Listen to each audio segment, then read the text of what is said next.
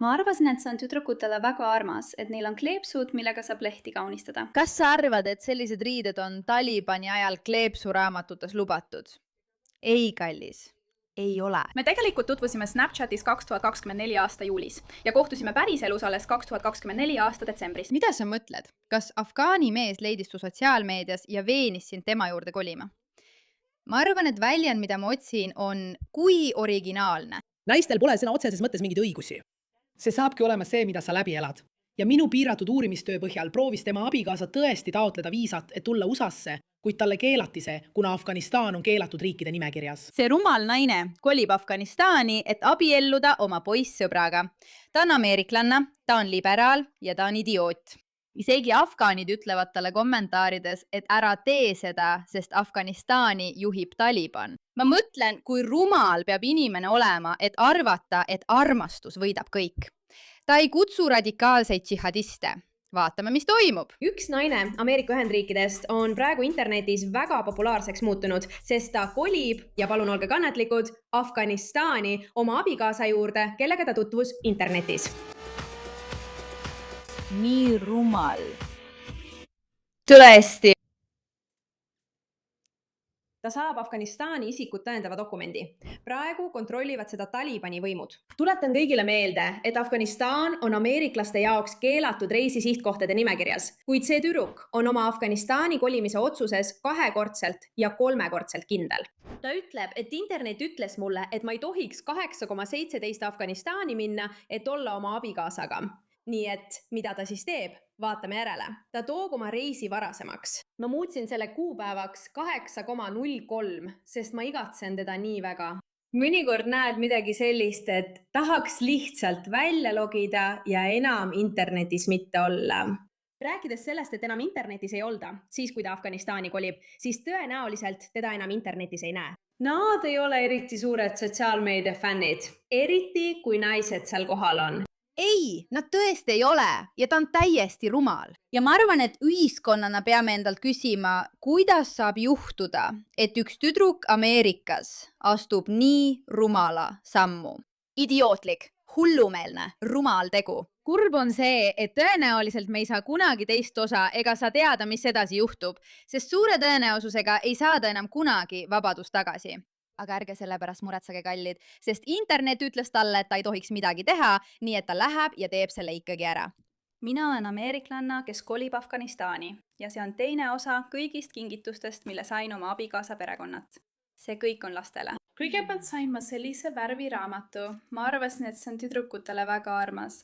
Seal on kleepsud, millega saab lehti kaunistada. Kas me peaksime? Tüdrukutele on see tõesti armas. Kas sa arvad, et sellised riided on Talibani ajal kleepsuraamatutes lubatud? Ei, kallis, ei ole. Seal on kleepsud, millega saad lehti kaunistada. Vaata alast inimene. Jah, muidugi. Talibanile hakkab see kindlasti väga meeldima. Värvi neid ja seal on ka šabloonid ja muud asjad sees. Ja siis ma võtsin poistele lihtsalt lugemiseks ämblikmehe raamatu. Kui rumal. Selle juurde.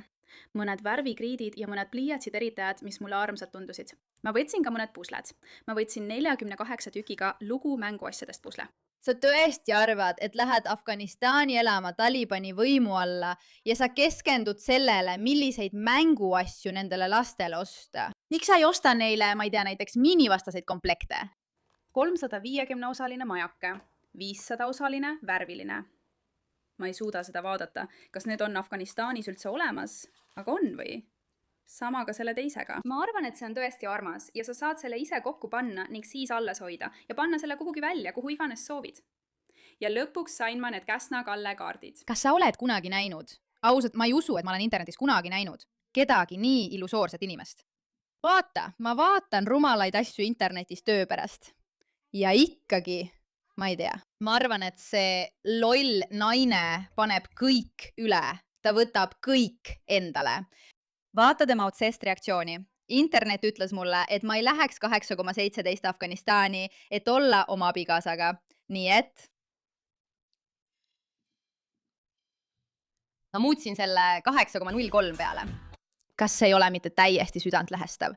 See on muide see mees. Mis te arvate, mis panused on? Mis panused on? Kas see saab olema hea mees? Kas see saab olema see mees, kellest kõik unistavad, kellega abielluda ja üle kogu riigi reisida. Tead, kui ma ärkan ja mõtlen endamise armastusloole, kus reisitakse üle maailma, siis kujutan ette Pariisi. Ma kujutan ette Austraaliat, kuigi Austraalia on tänapäeval natuke nagu Afganistan. Ma kujutan ette Itaaliat, midagi kauget, midagi seksikat, midagi ilusat. Ma ei kujuta ette Talibani, sest ma ei ole rumal. Me tegelikult kohtusime Snapchatis 2024 aasta juulis ja päriselus kohtusime alles 2024 aasta detsembris. Mida? Mida sa mõtled? Sa mõtled, et Afgaani mees leidis su sotsiaalmeediast ja veenis sind tema juurde kolima? Kuidas? Mis see sõna on? Ma arvan, et selle kohta on sõna olemas. Selle kohta on kindlasti sõna olemas. Ma arvan, et see sõna, mida ma otsin, on kui originaalne. Pole ju nii, et Taliban oleks kuulus selle poolest, et nad üritavad lääneriikidest inimesi enda juurde värvata, eks? Ei. Snapchat. Alguses ma tegelikult ei otsinud suhet, aga me vahetasime ikkagi WhatsAppi numbrid. Ma olen veogijuht, nii et loomulikult võin ma päev otsa lobiseda. Ja temaga oli lihtsalt nii lihtne rääkida. Kui ma ütlen rääkisime, siis ma mõtlen, et me rääkisime 12–15 tundi päevas. Võib-olla isegi rohkemgi veel. Kuigi me olime enne päriselus kohtumist rääkinud ainult umbes 5-6 kuud, siis ausalt öeldes ei tundunud, et ma kohtuksin võõraga, sest me olime nii palju aega telefoni teel vesteldes teineteist tundma õppinud, et kui ma teda lõpuks kohtasin, tundus nagu oleksin teda terve elu tundnud. Nüüdseks oleme olnud kaugsuhtes juba 2 aastat. Noh, mitte päris täpselt 2 aastat, aga peaaegu. Ja ma olen nii valmis temaga koos olema, olgu see siis siin Ameerika Ühendriikides või Afganistanis. Ja see on lihtsalt minu arvamus. Ma arvan, et rohkem naisi Ameerika Ühendriikides peaksid raamidest välja astuma ja kohtama rohkem mehi väljaspool Ameerika Ühendriik. Jah, kohtuge itaallastega, kohtuge eurooplastega, ärge kohtuge Talibani liikmetega. Ei, ärge tehke seda. See on rumal mõte. Rohkem mehi väljaspool Ameerika Ühendriike. Tee, mida iganes sa tahad, sest mehed, mul on tunne, et nad lihtsalt ei ole need õiged, vähemalt siin Ameerika Ühendriikides. See Red Pill sisu, see visken teema, ma lihtsalt ei suuda sellest aru saada. Ja mulle tundub, et teistest riikidest pärit mehed on üles kasvanud teistsuguste pereväärtustega. Jah, täpselt, bam. Kui nad sind ei kuula, see on suurepärane Talibani väärtus, sa peaksid selle kohta uurima. Bam, see ongi see väärtus. Selle asemel, et ustavada teevad nad bam, näed sa. Sellepärast peamegi hullude liberaalide vastu võitlema. See pole lihtsalt sellepärast, et see on rumal ja sa pead selle suhtes ette vaatama, vaid sellepärast, et sellel on päris elus hullumeelsed tagajärjed. Et see naine läheb Afganistani, ausalt öeldes, kui Ameerika valitsus temast tegelikult hooliks, siis nad ei lubaks tal minna, nad teeksid nalja. Keegi ei lubaks tal sellele lennukile minna. Keegi ei tohiks tal lubada Afganistani minna. Loomulikult on tal vaba tahe, ta võib teha, mida tahab. Valitsus ei peaks sellisel tasemel sekkuma, kuhu sa reisid ja kuidas sa reisid. Ma lihtsalt mõtlen, et teoreetiliselt rääkides on need inimesed tegelikult nii veendunud oma hullumeelsuses, et nad arvavad, et võivad minna elama Talibani juurde ja et nendega saab kõik korras olema. Partnerlus. Loomulikult on iga suhe erinev, iga mees on erinev. See on lihtsalt minu isiklik kogemus. Ja võimaluse andmine kellelegi, kellesse ma poleks kunagi arvanud, et võiksin armuda, oli parim otsus, mille ma kunagi teinud olen. Vau, parim otsus, mille sa kunagi teinud oled. Noor, naiselik tüdruk. Sa pead tegema paremaid ja läbimõeldumaid otsuseid. Te kõik teate, et ma vihkan toodete kasutamist oma nahal, sest ma ei taha tunda end kleepuvana või nagu nahk oleks umbes, ma tahan lihtsalt tunda end puhtana. Ja ma tean, et näohooldusrutiini puudumine on peaaegu nagu kuritegu. Aga nüüd, kui ma olen leidnud OneSkini, pean ma vist tunnistama, et ma eksisin kogu aeg. Näete, ma ei ole veel vana, aga viimasel ajal olen ma märganud oma nahas muutusi, mis justkui ütlevad, et on aeg vananeda. Ja see on tõesti ebaviisakas. Aga pärast seda, kui sõbrad mind kaua veensid, otsustasin ma seda proovida ja jah, nüüd olen ma muutunud naine. Ma ei reklaami asju, mida ma ei usalda. Te kõik teate juba, kuidas see käib, aga vaadake ise, mis te arvate. Ja see pole ainult minu kogemus. OneSkinil on üle 10 000 viietärni arvustuse ning nad on nüüd naha nooruslikkuse valdkonnas liidrid. Ma pean teid hoiatama, et erinevalt sellest, mida internet tahab teile uskuda anda, ei ole tegelikult vaja keerulist rutiini, et saavutada ilusam nahk.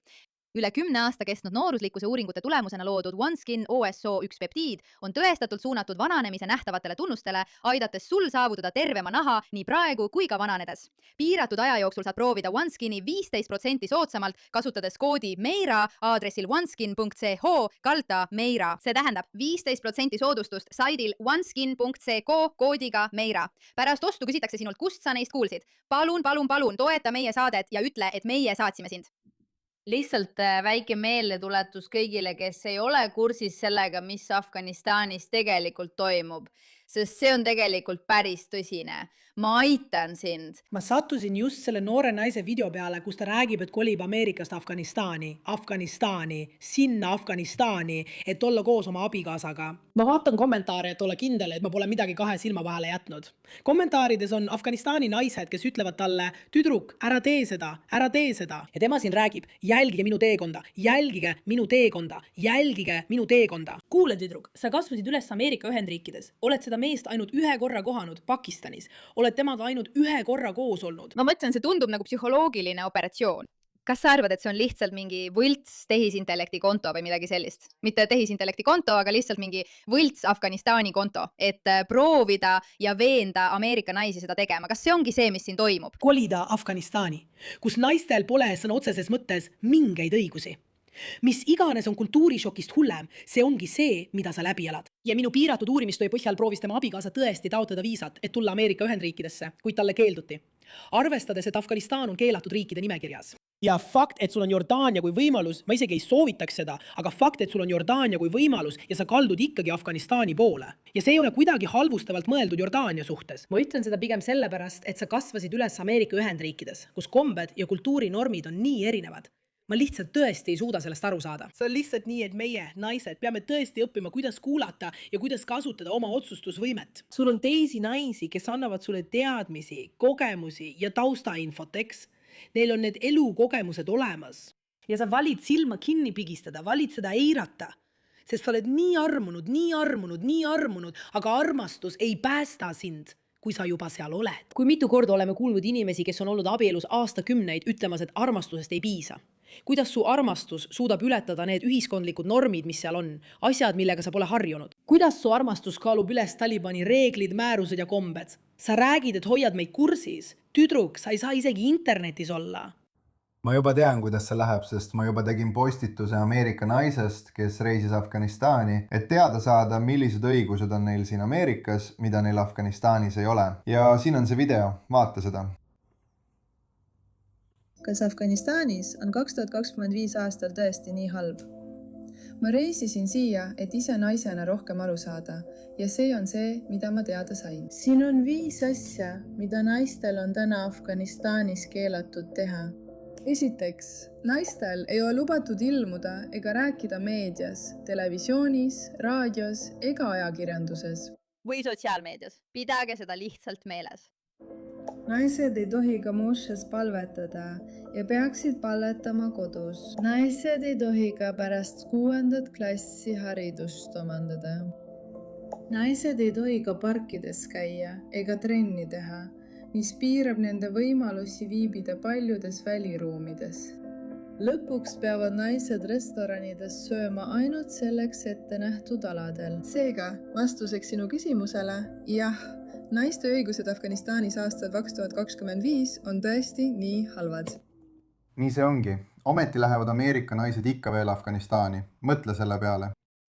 See murrab tõesti mu südame. See video lihtsalt murrab mu südame. See on naeruväärne ja lihtne on naerda rumalate ameeriklaste üle, kes sinna lähevad, sest miks peaks keegi sellise valiku tegema? Aga ma ei saa lihtsalt lõpetada mõtlemist kõigile Afganistani naistele, kes ei ole seda valinud, kes ei saa haridust, kes ei saa õue minna, kes ei saa palvetada seal, kus nad tahaksid, kes ei saa parkides käia, kes ei saa.